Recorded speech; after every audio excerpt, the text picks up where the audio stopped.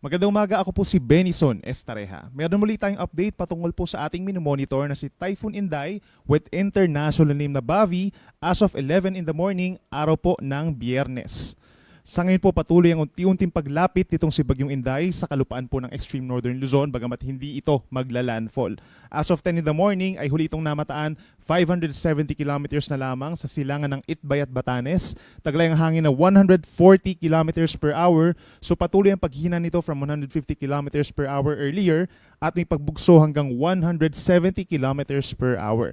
At kumikilos pa rin pahilagang kanluran sa bilis na 20 kilometers per hour. So base po sa ating latest satellite animation, yung mapapansin po natin na outer cloud bands, parte pa rin po ito ng Bagyong Inday, no? Nakikita natin nag-e-extend dito sa malaking bahagi ng Northern Luzon, Central Luzon, down to Quezon Province, at dito rin sa may Bicol region. So para siyang strip of clouds na may mga gaps pa rin po, no? May mga areas pa rin dito sa may Northern and Central Luzon na minsan maaraw pa rin po sa kasalukuyan, pero may mga areas din na nagiging maulap ang kalangitan at sinasamahan din ng mga pabugso-bugsang hangin, paminsan-minsan mga pag-ulan. Yan po ay dahil sa outer part ng Bagyong Inday. Samantala, in other areas of our country, kung mapapansin po nila, yung mga clouds naman po nanggagaling naman dito sa may kanluran, moving from the southwest. So ito na po yung tinatawag natin na southwest monsoon or hanging habagat na siyang pinalalakas po ng Typhoon Inday. So may mga areas dito sa may western side karamihan po, no, yung mga makakapal, mga kulay puti, associated po yan sa heavy rains plus mga thunderstorms at nakakaranas na po ng mga pag-ulan na malalakas itong Mimaropa area, lalo na yung Occidental Mindoro, Western Visayas, Negros Island region, maging dito rin sa may Zamboanga Peninsula at Bangsamoro region. Asahan po for today up until tomorrow malalakas pa rin yung mga pag-ulan sa mga nabanggit na lugar. Habang dito sa Metro Manila at yung mga nearby areas pa, may mga moderate to at times heavy rain sa may Zambales, Bataan, Cavite, and Batangas. For Metro Manila, hindi pa talaga fully established yung southwest monsoon natin sa ngayon. So maaari po mag-start yung mga minsan malalakas na ulan simula po mamayang gabi at maaari magpatuloy yan hanggang sa early Sunday. So make sure po na prepared na yung ating mga local government units for possible heavy rains na nagkakos po ng mga pagbaha at mga pagguho ng lupa naman sa mga bulubundukin na lugar. At base naman sa ating latest satellite animation, wala pa tayo namamataan ng mga cloud clusters or kumpul ng ulap sa paligid ng Philippine Area of Responsibility maliban na lamang dito kay Bagyong Inday. Base naman po sa latest track ng Pag-asa, inaasahan po within the next 24 hours patuloy pa rin ang pagkilos ng bagyo northwestward hanggang sa possibly makalabas po ito ng ating PAR between 7 to 9 in the morning base sa ating latest track. Yan ay kung magpapatuloy po yung bilis at yung kanyang direksyon na pagkilos. Pero may chance po na kapag mas westward pa yung movement niya, given na ito po yung ating cone of probability o yung posibleng daanan pa rin ng sentro ng Bagyong Inday, may tendency po na madelay ng ilang oras, tanghali bukas or early afternoon bukas yung paglabas niya ng PAR. So inaasahan po na ito'y tatawid malapit dito sa may Ryukyu Island sa may Okinawa, Japan. Malapit din po sa may northern tip of Taiwan by tomorrow morning at kikilos dito sa may southeastern China hanggang sa maglandfall dun sa may eastern China pagsapit po ng Sabado or Linggo at patuloy ang paghina knowing po na ito ay papunta na dito sa malamig na area po ng karagatan dito sa may eastern China. So kung babalikan po ulit natin yung ating latest track, kung mapapansin natin malawak pa rin po no, yung diameter ng bagyo, nasa around 1,700 kilometers yung kanyang diameter o yung kanyang kabuuan lawak, yung radius niya around 850 kilometers. So kahit sabihin natin na malayo po yung bagyo, 570 kilometers from Batanes, nahagip pa rin po itong malaking bahagi ng Northern Luzon nung radius ng bagyo. So asahan pa rin po sa mga susunod na oras yung pabugso-bugsong hangin, direktang epekto ng bagyo. Ito naman pong kulay pulang circle, associated siya dun sa tinatawag natin na signal number 3. So hindi naman natin nakikita na magkocross itong kulay red na circle or didikit dito sa may parting Batanes. So sa ngayon po meron tayong hanggang signal number 2 lamang. Yan na po yung highest possible wind signal natin. Over Batanes, ganyan din ang eastern portion of Babuyan Islands at yung Santa Ana sa may probinsya pa rin po ng Cagayan. So nakikita natin gale force winds or malalakas na hangin pa rin po hanggang 88 kilometers per hour yung posibleng maramdaman nila for today. Samantala, signal number 1 pa rin po sa natitirang bahagi ng Cagayan. Ganyan din sa Isabela, maging sa Apayao, northern portion of Abra, buong Kalinga, signal number 1. Ganyan din sa eastern portion ng Mountain Province, eastern portion ng Ifugao, at buong Ilocos Norte, signal number 1. So meron din pong strong winds or pabugso-bugsong hangin dulot nga nung nakita natin outer rain bands or outer cloud bands itong si Bagyong Inday for today up until early tomorrow. So pagdating naman po sa mga pag-ulan, mas aasahan po natin yung mga pag-ulan dun sa mga areas malayo dun sa bagyo, no? So yung nakita natin na sa satellite animation, may makakapal na ulap, ito within the next 24 hours, yung posibleng makaramdam po ng malalakas na mga pag-ulan. So hanggang bukas ng tanghali, possible po sa may Occidental Mindoro and Antique, hanggang 200 millimeters po in a 24-hour period. So that's equivalent to 100 to 200 liters per 1 square meter ng mga lupain po doon, at posible ang mag-cause ng mga mangilan-ngilang mga pagbaha po, lalo na sa mga low-lying areas, pag-apaw ng mga kailugan, at pagguho ng lupa. Tumataas din po yung chance sa mga mountainous areas. Mataas yung chance na magtataas po tayo ng mga rainfall advisories and heavy rainfall warnings.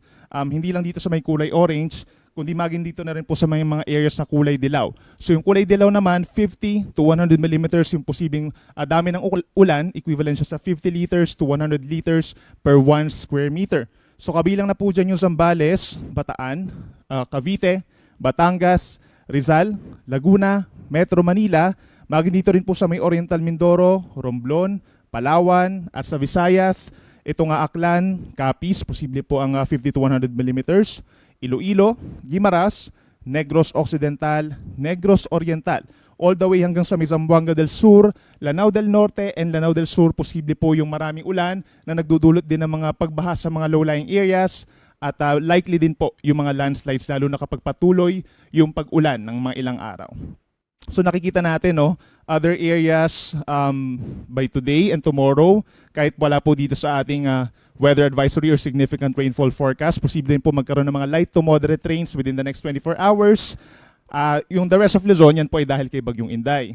Habang dito naman po sa rest of Visayas, ngayon din na natitirang bahagi ng Mindanao for today, asahan din po yung mostly cloudy skies, at may chance din po ng kalat-kalat na ulan and thunderstorms lalo na sa hapon dahil naman sa southwest monsoon. At sa mga nagtatanong po dito sa Metro Manila, meron tayong nakalagay na 50 to 100 millimeters within the next 24 hours po yan. So posibleng yung mga pag-ulan na aabot ng 100 millimeters ay magsimula po mamayang gabi hanggang bukas ng tanghali. So make sure po na ready tayo, dahil kahit sabihin natin na maaraw sa ngayon, posible po magbago agad ito dahil sa unti-unting lalakas po na southwest monsoon.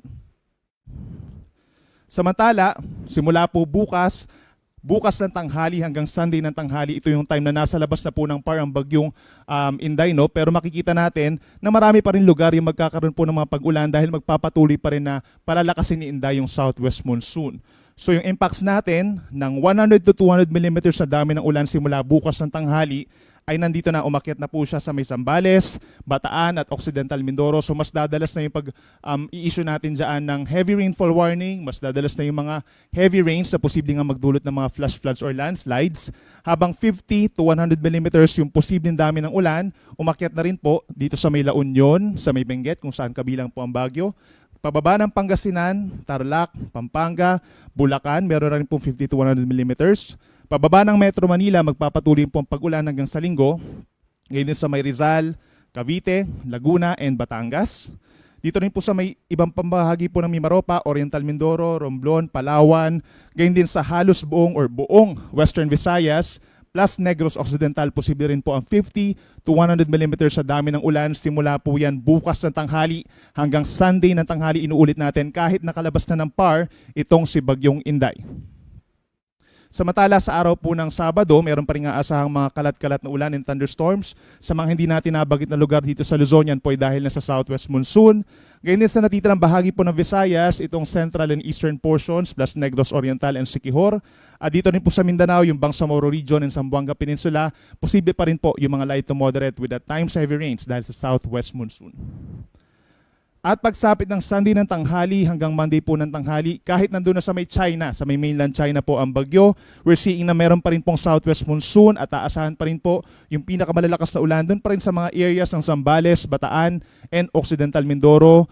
Possible hanggang 200 millimeters in a 24-hour period. Samantala yung 50 to 100 millimeters, mananatili pa rin no, sa mga areas gaya ng La Union, Pangasinan, Benguet, Tarlac, Pampanga, Bulacan, pababa ng Metro Manila, Rizal, Laguna, Cavite, and Batangas, dito rin sa may Oriental Mindoro, Romblon, and Palawan, at hanggang dito pa rin sa may Aklan at Antique. Posible pa rin po ang mga pag-ulan hanggang sa Monday ng tanghali dahil po yan sa habagat at hindi na po dahil kay Bagyong Inday. Habang pagsapit po ng araw ng linggo, may aasahan pa rin po mga kalat-kalat na ulan and thunderstorms sa natitirang bahagi ng Luzon, natitirang bahagi ng Visayas, Even though mas kakaunti rin mga pag-ulan, mananatili pa rin pong mostly cloudy for the rest of Visayas at dito pa rin po sa may Zamboanga Peninsula and Bangsamoro region.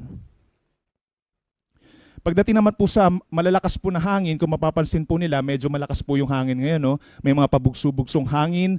Mangyayari po yan today and tomorrow sa halos buong bansa dahil po yan sa epekto nitong si Bagyong Inday plus the southwest monsoon. At pagsapit po ng linggo, inulit natin dahil nasa habagat, magkakaroon pa rin ng mga pabugso-bugsong hangin over most of Luzon, kabilang pa rin ng Metro Manila. Gayun din sa halos buong Visayas, Zamboanga del Norte, Misamis Occidental, Lanao del Norte, Camiguin po at Davao Oriental kahit napakalayo ng mga lugar na ito doon sa Bagyo. At para naman sa babala po sa mga matataas na alon, ngayon at bukas, posible pa rin po ang gale warning dito sa mga areas na nakikita natin, 3 to 7 meters. So try to imagine po, nasa 1 hanggang 2 palapag ng gusaling mga pag-alon po yan. So delikado ito for our small sea vessels, so yung ating mga nangingisda at maging sa mga malalaking sasakyang pandagat, challenging din po yung pag-travel sa ganito kataas na alon. For Batanes, Cagayan, and Isabela, knowing din na meron pong signal doon, most likely po pagbabawalan muna kayong pumalaot for your safety na rin po.